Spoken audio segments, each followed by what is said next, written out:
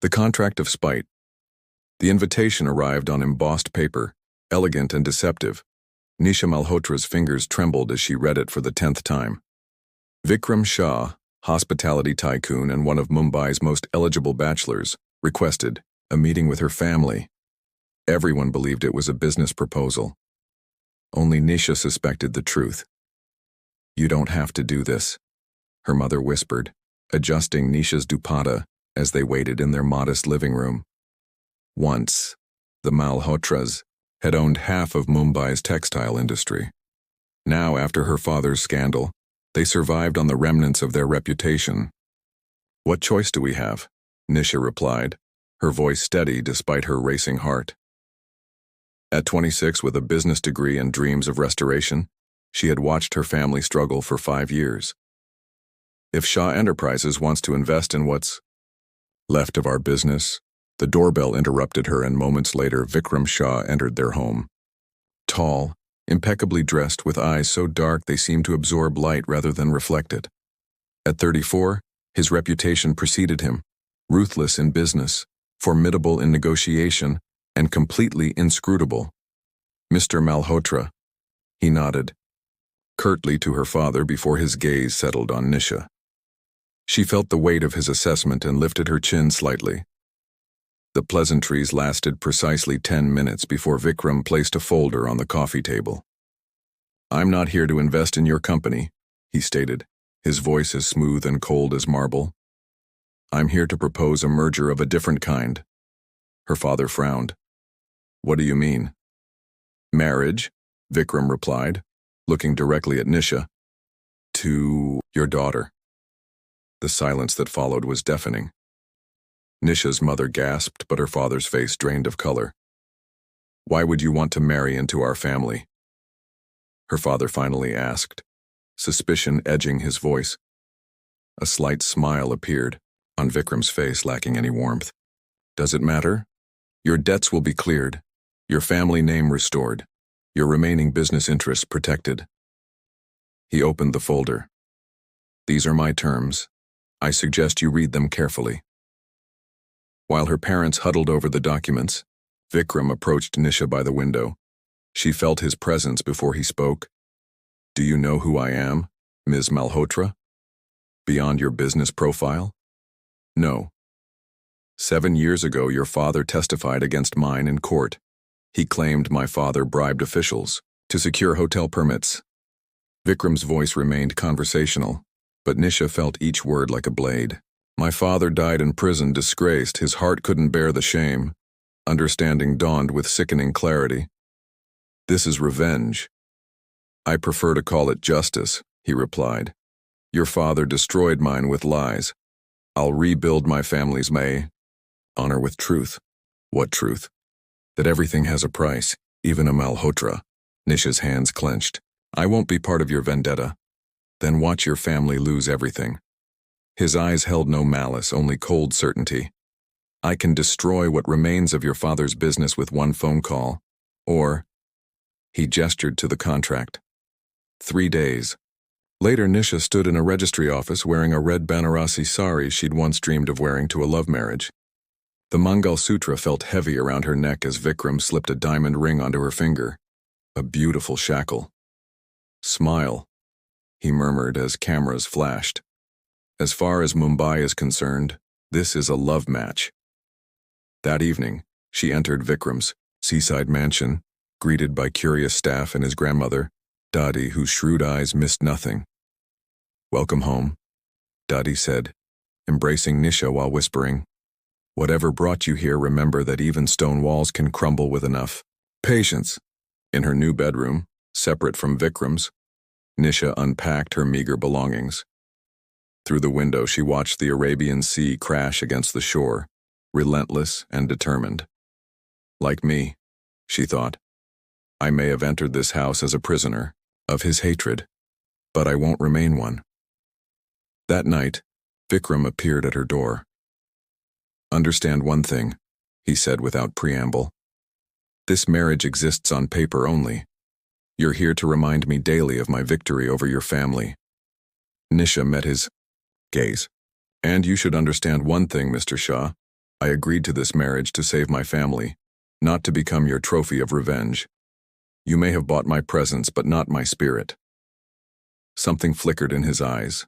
Surprise, perhaps respect, before his mask returned. "We'll see how long that spirit lasts." He turned to leave, then paused. "Dinner is at 8. Don't be late." As his footsteps faded, Nisha took a deep breath. The game had begun. Silent walls. The Shah mansion sprawled across 3 acres of prime, Mumbai coastline, a testament to generations of wealth and power. For Nisha, it became both sanctuary and prison during those first silent weeks. The staff watched her cautiously, uncertain whether to treat her as mistress of the house or an unwelcome intruder. Only Lakshmi, the elderly head housekeeper who had served the family for decades, offered a genuine smile. "The East Wing hasn't been used in years," Lakshmi explained, as she guided Nisha through the labyrinthine corridors. "Sahib doesn't entertain much." "Then perhaps we should change that," Nisha replied, running her fingers along dusty bookshelves. Her business degree hadn't prepared her for managing a household of this magnitude, but she was determined to carve out purpose within these walls. Every morning, Vikram left before dawn for his office, returning long after dinner. Their interactions were minimal clinical exchanges about household matters or appearances they needed to maintain. At night, Nisha often stood on her balcony, watching the same sea that had witnessed centuries of stories, marriages of convenience that became love, and those that remained forever entombed in formality. On her 3rd week, Nisha discovered Dadi alone in the garden pavilion, struggling with her arthritis medication. "Let me help you," Nisha offered, organizing the pills and pouring fresh water. Dadi studied her thoughtfully. "In 60 years, my grandson has never brought anyone home, not even friends from school. After his parents died, something closed inside him. His father died in prison," Nisha said carefully. "But his mother? Cancer, 2 years later. Vikram was only 19, suddenly responsible for an empire." Dadi's eyes clouded with memory. "He became the business, and the business became him." That evening, during one of their rare shared dinners, Nisha noticed the untouched financial reports beside Vikram's plate. "The Oberoi Group is proposing a partnership for your Goa property," she commented, recognizing the letterhead. Vikram's had snapped up. "You read my confidential documents?" I glanced at the cover letter. "It's upside down from where I'm sitting." Nisha kept her voice neutral. "The Oberoi expansion strategy focuses on acquiring existing properties rather than building new ones. They'll undervalue your property." A flash of surprise crossed his face before narrowing into suspicion. "And how would you know their strategies?" "My business thesis was on hospitality market consolidation in South Asia." She took a sip of water. "I interviewed their development director extensively." Something unreadable flickered across Vikram's expression. He returned to his meal without comment, but the next morning the reports were gone from the dining room. Weeks passed. Nisha established a routine. Mornings with Dadi, afternoons reorganizing the household or walking the grounds. Evenings alone with books or work she still did remotely for small businesses that had been family friends. She attended charity events, on Vikram's arm, playing the role of devoted wife while he maintained the perfect distance, close enough for propriety, far enough to signal her insignificance. The staff gradually warmed to her. When she reorganized the chaotic storerooms and created an inventory system, Lakshmi beamed with approval. When she discovered Ravi, the gardener's son, struggling with mathematics homework, she began tutoring him each afternoon. "Mem Sahib is different," she overheard Lakshmi telling another servant. "She sees us." One evening, Nisha found Dadi examining old photographs in the rarely used library. "Come, Betty," the old woman beckoned. "See Vikram," before he forgot how to smile. The photo showed a young boy laughing on his father's shoulders. Govind Shah looked nothing like the criminal depicted in newspaper headlines, just a father adoring his son. "He was innocent, you know." Dottie said quietly. Your father's testimony was the final nail, but the coffin was built by others who wanted Shah hotels to fall. Nisha's stomach tightened. Do you hate me for it? Dottie patted her hand. Hate is a luxury for those with time to waste. I'm 82. That night, Nisha couldn't sleep. If Govind Shah had been innocent, then her father was either complicit in a terrible injustice or manipulated himself. Neither possibility offered comfort. At dawn, she found herself in the kitchen, stress baking the cardamom cookies her grandmother had taught her to make. The familiar ritual soothed her troubled mind. What are you doing? Vikram stood in the doorway, tie loosened, clearly just returned from an all-night business meeting. The surprise on his face might have been comical in another context. Baking, she answered simply. It helps me think. The kitchen staff are asleep as anyone reasonable would be at this hour. She gestured to the cooling rack. Would you like one? They're best warm. Perhaps it was exhaustion that made him accept taking a cookie without argument. The moment of normalcy felt strangely intimate, more so than any orchestrated appearance as husband and wife. Your grandmother showed me photographs yesterday, Nisha said carefully. Of your father. Vikram's expression immediately hardened. She shouldn't have. She believes he was innocent. He was. The two words carried years of pain. But believing doesn't change history, does it? No, Nisha agreed quietly. But it might change the future. He studied her for a long moment as though seeing something unexpected. Then his phone rang. Another crisis. Another meeting. He left without another word, but took a second cookie on his way out.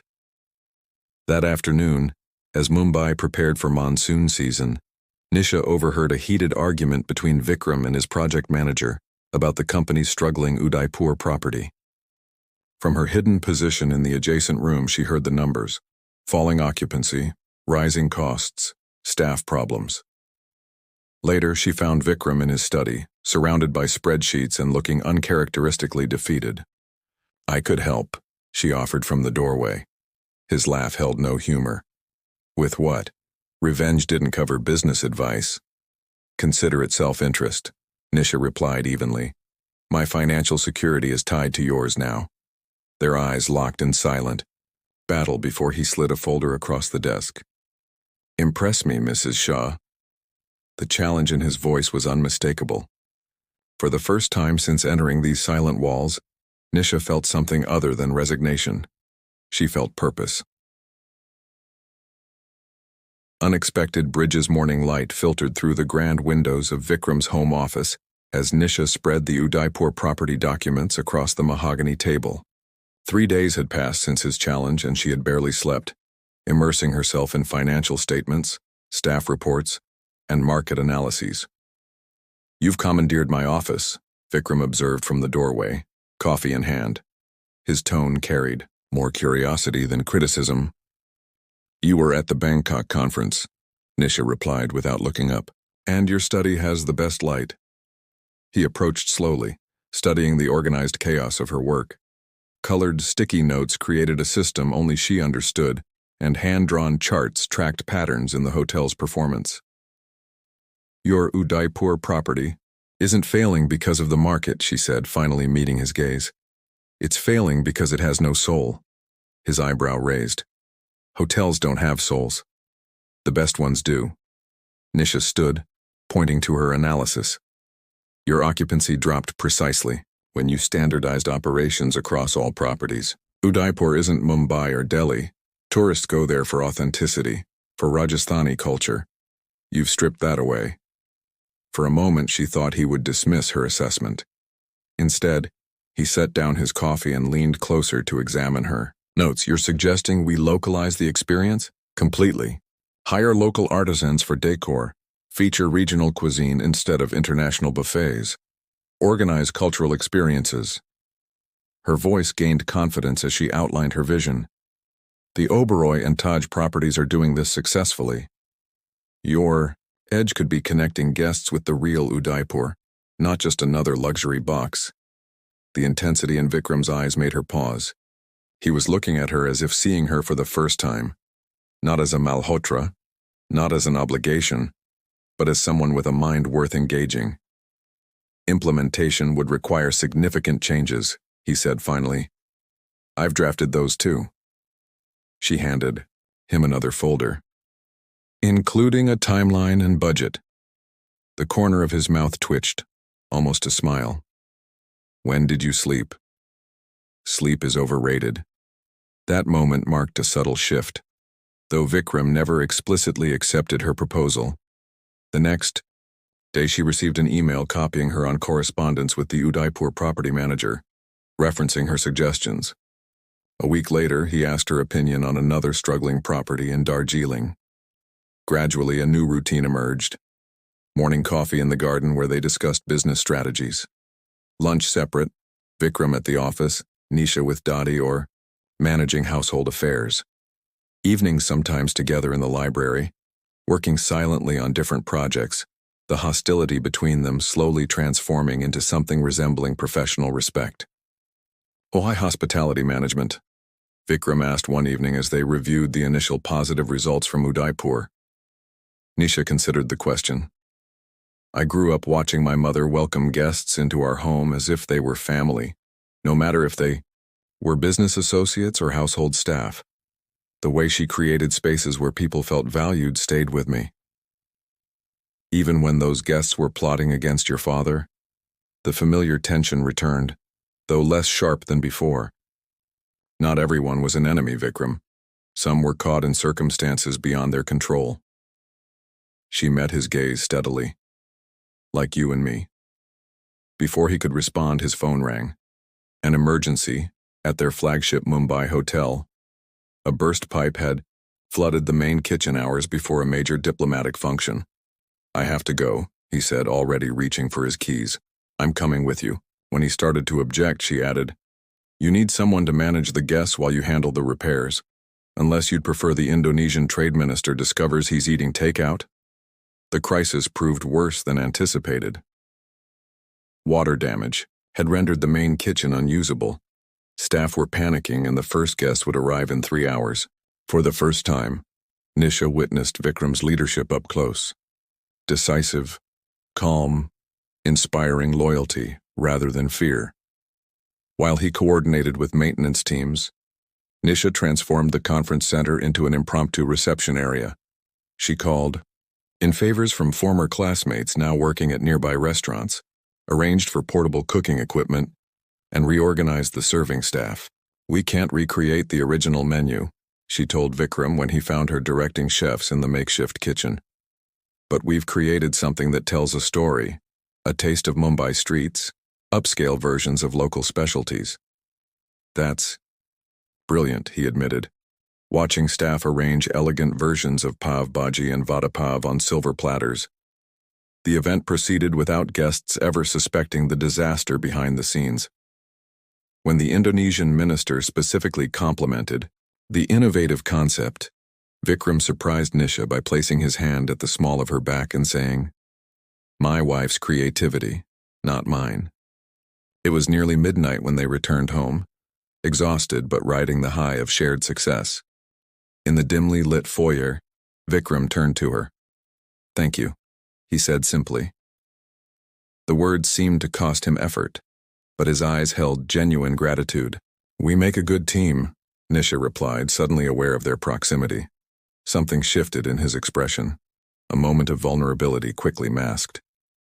Professionally, he clarified, stepping back. Of course, she agreed, ignoring the unexpected pang of disappointment. The following weeks brought more collaboration as the Udaipur property's revival gained attention in hospitality circles. Trade publications praised the innovative return to authenticity, and bookings increased dramatically. When an interview request came from a leading travel magazine, Vikram stunned his PR team by suggesting they feature Nisha as the strategic mind behind the concept. You're giving me credit? She asked incredulously when he mentioned it over breakfast. I'm giving credit where it's due, he corrected. It's good business. The photo shoot took place at the Mumbai property, with Nisha positioned as the fresh face of Shah Hospitality's new direction. During a break, she overheard Vikram speaking with the journalist. "Mrs. Shah has brought a perspective we were missing," he was saying. "Sometimes an outsider sees value where those too close to the problem see only obstacles." The words warmed something inside her. That evening, she found a gift on her bed. A small carved wooden box containing a delicate silver anklet. "My grandmother insisted," Vikram explained when she thanked him at dinner. "Apparently it's tradition to give jewelry for one's first business success in the family." "So I'm family now?" Nisha asked lightly, though her heart beat faster. "According to legal documents, yes," he replied, but without the coldness that would have accompanied such words weeks earlier. Later that night, Nisha found Dadi on the veranda, watching the stormy sea. "He brought you the anklet himself," the old woman observed. "He wouldn't let the staff deliver it."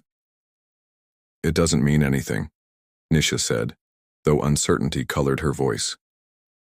Dadi smiled knowingly. For a man who built walls around his heart, even the smallest window is significant. As monsoon rains pounded Mumbai, something else was changing in the Shah mansion. Silences became comfortable rather than strained, glances lingered longer than necessary, and the separate orbits they maintained began almost imperceptibly to overlap. "Next week is the Hospitality Industry Awards," Vikram mentioned casually one morning. "The Udaipur property is nominated for Most Innovative Rebranding." Nisha looked up from her tablet. "That's wonderful. We should attend together." He hesitated. "As partners." The word hung between them, ambiguous, promising, dangerous. Neither dared define exactly what kind of partnership was forming in the space where hatred had once flourished.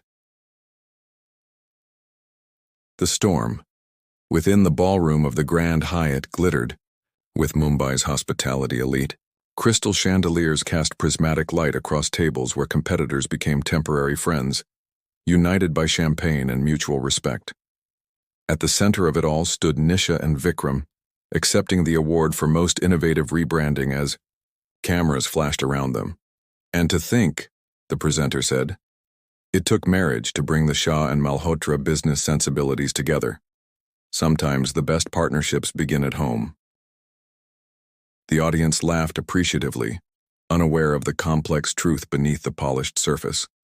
Vikram's hand rested at the small of Nisha's back, a gesture that had become familiar in public appearances. Tonight, however, his touch seemed to burn through the delicate fabric of her midnight blue gown.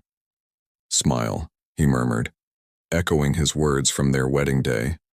But this time, Nisha didn't need the reminder. The genuine pride in his voice when he'd credited her during his acceptance speech had brought a natural glow to her face. Later, as they moved through the crowd accepting congratulations, Nisha felt Vikram tense beside her. Following his gaze, she spotted an older man approaching, Rajesh Kapoor, a hotel magnate known for aggressive acquisitions. "Shah," Kapoor greeted with a tight smile. "Congratulations on your award, and your marriage." His eyes slid to Nisha with calculated assessment. "A Malhotra of all families, how strategic." "Thank you, Kapoor," Vikram replied, his voice carrying a warning edge. "My wife's business acumen speaks for itself." "Indeed." Kapoor swirled his whiskey. "I was just reminiscing about old times. Your father and I were competitors, you know, before his unfortunate situation." Nisha felt Vikram's body coil like a spring. "This isn't the place for that discussion." "Perhaps not." Kapoor's smile never reached his eyes. "Though I always found it interesting how quickly everything unraveled for him after he refused to sell to my group, almost as if someone had orchestrated his downfall." The implication hung in the air like smoke. Before Vikram could respond, Nisha intervened smoothly. "Mr. Kapoor, I believe the tourism minister is looking for you," she said, gesturing across the room. "Something about the new coastal development regulations." Kapoor's expression faltered. "We'll continue this another time, Shah." As he departed, Nisha turned to find Vikram watching her with an unreadable expression. You handled that well. What did he mean about your father refusing to sell to him? Vikram's jaw tightened. It's ancient history. Is it? She searched his face.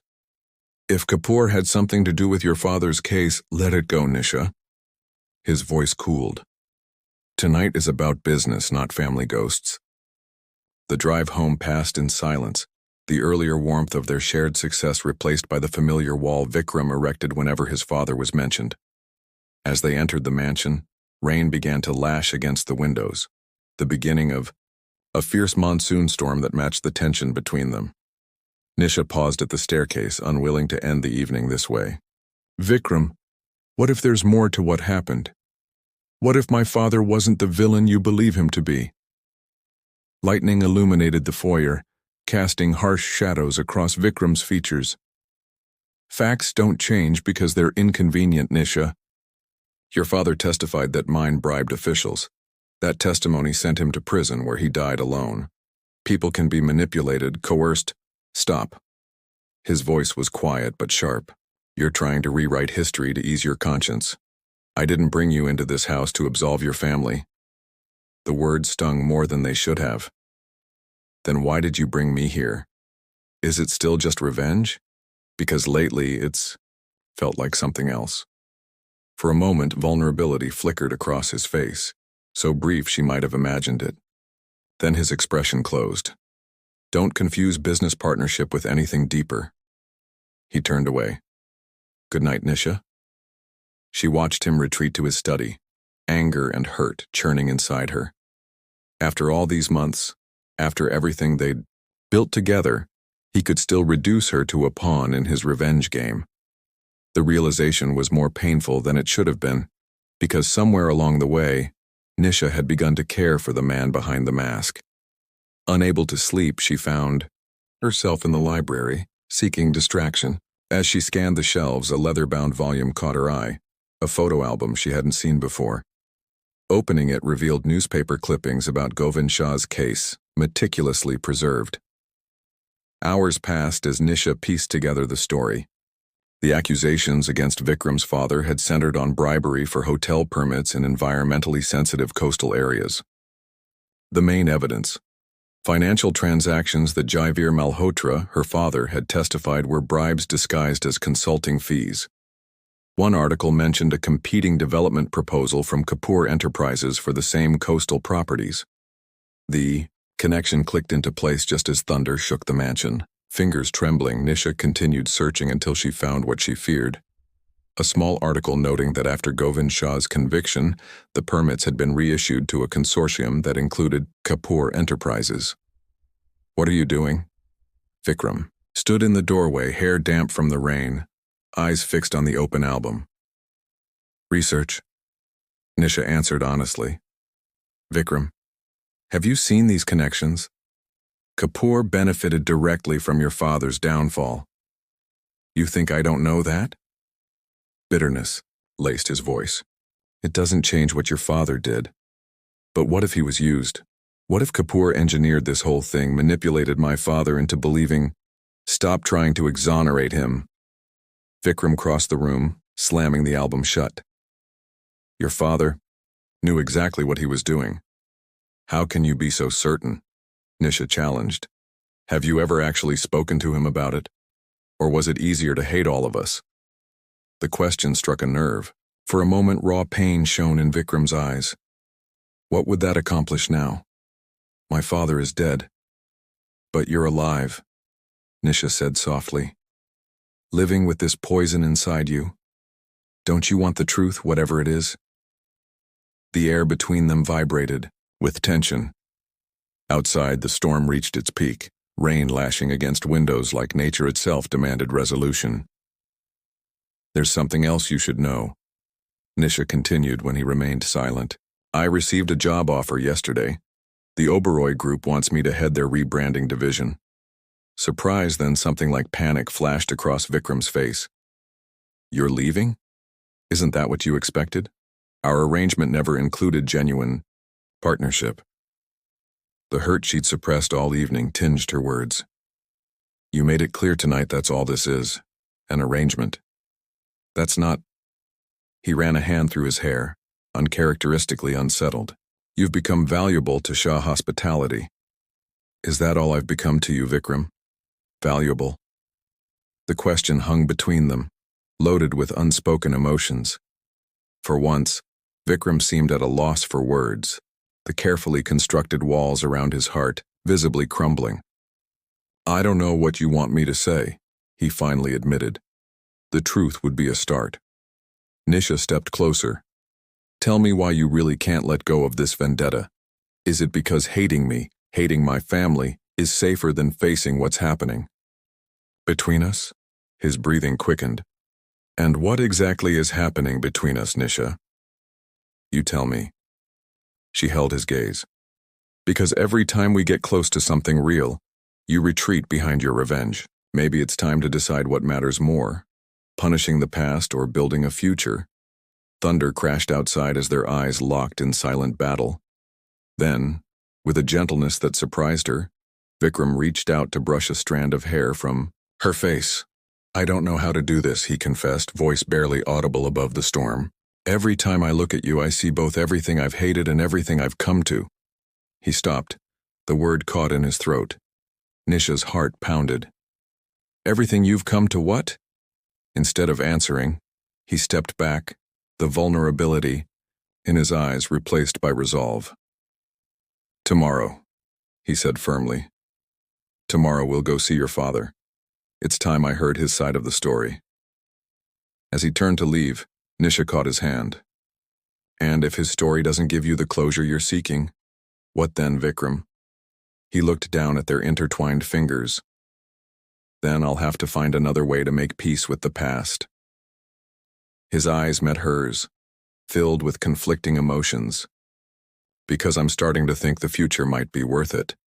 The admission, small as it was, felt monumental in the space between them, a bridge beginning to form over troubled waters as the storm outside gradually subsided. Heart's rewritten morning arrived with the fresh clarity that follows a storm. Mumbai's streets glistened under weak sunlight as Vikram's car navigated through puddles toward the modest apartment building where the Malhotras now lived. Beside him, Nisha sat in silence, her fingers nervously pleating the fabric of her salwar kameez. We can still turn back, she offered, watching his knuckles whiten on the steering wheel. 7 years. Vikram replied, his voice tight. 7 years I've carried this burden, I need to know. The Malhotra home was a shadow of their former mansion. 3 rooms on the 4th floor of a building with an unreliable elevator. Jaivir, Malhotra had aged a decade in the 5 years since his disgrace. When he opened the door to find his daughter with Vikram Shah, the blood drained from his face. Nisha, what is... We need to talk, Papa, she said gently. About Govind Shah. The small living room felt suffocating as they sat facing each other. Vikram rigid with controlled emotion, Jaivir slumped with the weight of recognition. I wondered when this day would come, Jaivir said finally. When you married my daughter, I knew it wasn't love. Did you know my father was innocent? Vikram demanded, dispensing with preliminaries. Jaivir's eyes closed briefly in pain. Not at first. I truly believed the evidence Kapoor's people showed me. He turned to Nisha. You found the connection to Kapoor. Last night, she confirmed. He practically boasted about it at an event. I was chief financial officer at Shah Hotels, Jaivir explained. I saw financial transfers that looked suspicious, regular payments to government officials through shell companies. Kapoor approached me, showed me more evidence, convinced me your father was corrupting the permit process, and you believed him. Vikram said bitterly. I did. Jaivir's voice cracked. I testified in good faith. It was only after the verdict, when Kapoor's consortium magically acquired those same permits, that I began to suspect I'd been manipulated. By then it was too late. Too late? Vikram stood abruptly. My father died in prison while you sat with your suspicions. I tried to recant, Jaivir countered, pulling a file from a drawer. 3 times I petitioned the court with new evidence.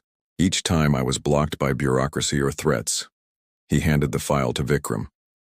The last time my house was broken into, my wife assaulted. The message was clear: stay silent or lose everything. Vikram stared at the documents, copies of petitions, police reports, medical records. His hands trembled slightly. "Why didn't you come to me after my father died?" he asked, voice hollow. "Would you have believed me? Or would you have seen it as a desperate attempt to escape consequences?" Javier shook his head sadly. "I accepted my punishment as justice. Losing everything seemed fair for my part in what happened." Nisha watched emotions war across Vikram's face. Doubt, anger, confusion. "If what you're saying is true," he said slowly, "then Kapoor orchestrated my father's downfall to eliminate competition. And my family was collateral damage." Javier agreed. "I was blind, Shah. Not malicious. That's a poor consolation for your loss, but it's the truth." Silence stretched between them, heavy with years of misdirected hatred and grief. Finally, Vikram placed the file on the table. "I need time," he said, voice carefully controlled, "to verify this." "Of course." Javier looked at his daughter. "Nisha, I'll stay a while," she said softly. "We have catching up to do." Outside, Vikram paused before getting into his car. "Take as long as you need," he told Nisha. "I'll send a driver for you later." The gap between them felt wider than it had in months. For 3 days, Vikram disappeared into his investigation. Nisha returned to the mansion, moving through its rooms like a ghost, uncertain of her place. On the 4th morning, she found Dottie in the garden looking troubled. "He hasn't slept," the old woman confided. "He's been meeting with lawyers, investigators. Last night I heard him in Govind's old study, going through boxes of records." "He needs to do this his way," Nisha said, though worry gnawed at her. That evening, as she sat alone in the library, Lakshmi appeared at the door. "Sahib has asked for you in the study, Mem Sahib." Vikram's study was transformed. Walls covered with documents, timeline charts, and newspaper clippings. He looked exhausted, stubble darkening his jaw, but his eyes burned with purpose. "Your father was telling the truth," he said without preamble. "I found the original bank records. The transactions he testified about were real, but they weren't bribes. They were payments to legitimate consultants whose identities were later used without their knowledge. Someone inside Shah Hotels altered the documentation after your father initially flagged them." "Who?"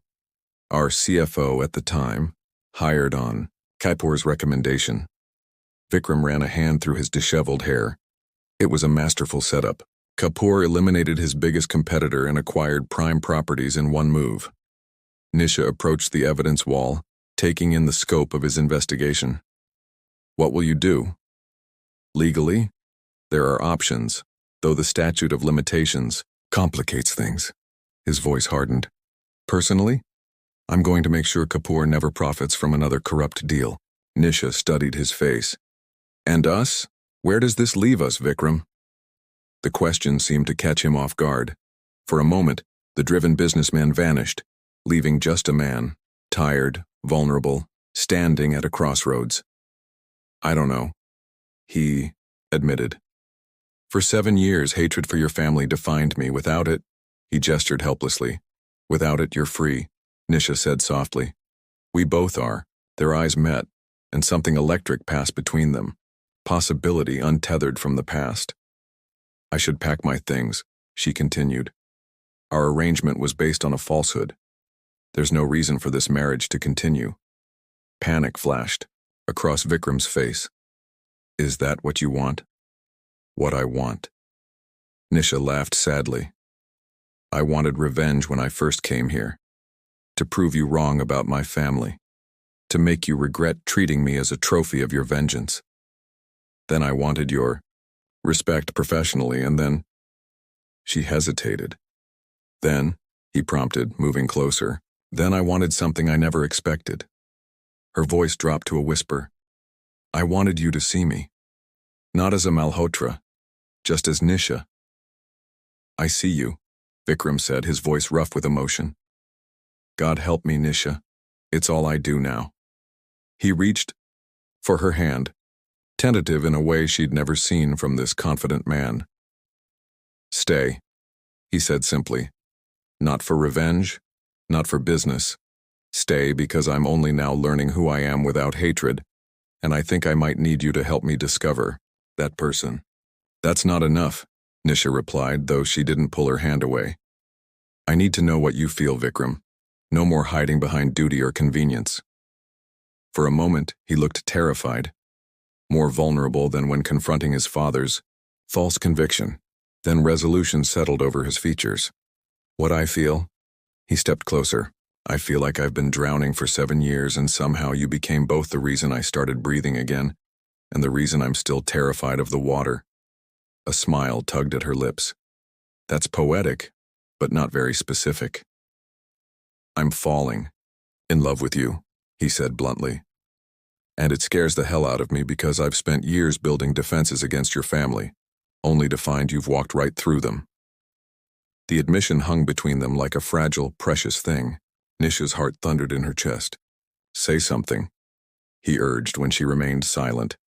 Instead of words, she reached up and touched his face, a gesture so tender it made him close his eyes briefly. "I think," she said carefully, "that we've both been hiding behind our family names instead of writing our own story."